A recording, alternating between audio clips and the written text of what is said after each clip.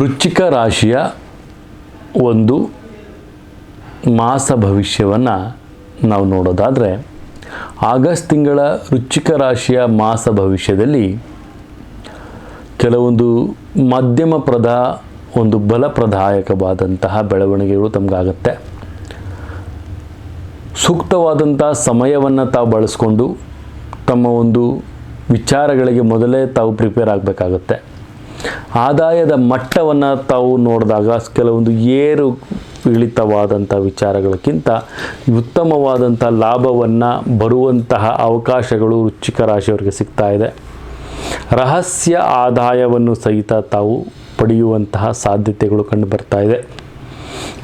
ನಿಮ್ಮ ಒಂದು ಆದಾಯದಲ್ಲಿ ಹೆಚ್ಚಳ, ಆಸ್ತಿ, ವಾಹನ ಖರೀದಿಯನ್ನು ಮಾಡುವಂಥದ್ದು ಮತ್ತು ಹಿಂಪಡಿದ ಒಂದು ವಿಚಾರಗಳನ್ನು, ಯಾವುದಾದ್ರೂ ಕೆಲವೊಂದು ಸಾಲವನ್ನು ತಾವು ತೀರಿಸಬೇಕಾದ್ರೆ ಅದನ್ನು ಇವತ್ತಿನ ದಿನ ತಾವು ತೀರಿಸುವಂಥ ಸಾಧ್ಯತೆಗಳು ಕಂಡುಬರುವಂಥದ್ದು, ಅನುಕೂಲಗಳು ಜಾಸ್ತಿ ಆಗುವಂಥದ್ದು, ಫಲಿತಾಂಶಗಳು ಬರುವಂಥದ್ದು ಮತ್ತು ಕೆಲಸ ಕಾರ್ಯದಲ್ಲಿ ಬೆಳವಣಿಗೆಗಳಾಗುವಂಥದ್ದು, ಏರಿಳಿತಗಳನ್ನು ತಾವು ಮುಕ್ತಿಗೊಳ್ಳುವಂಥದ್ದು.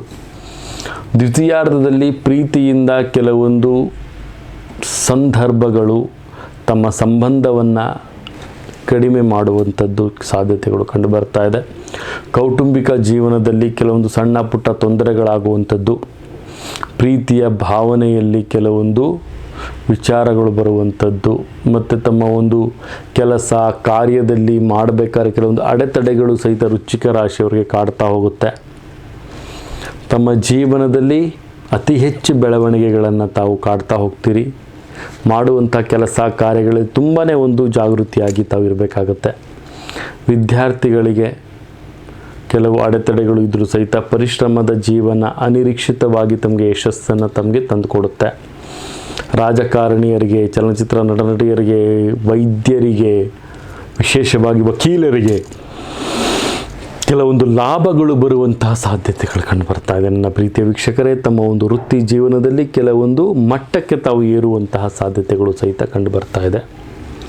Opportunities will be there for you without any problems ಅಂತಲೂ ಸಹಿತ ಹೇಳ್ಬೋದು.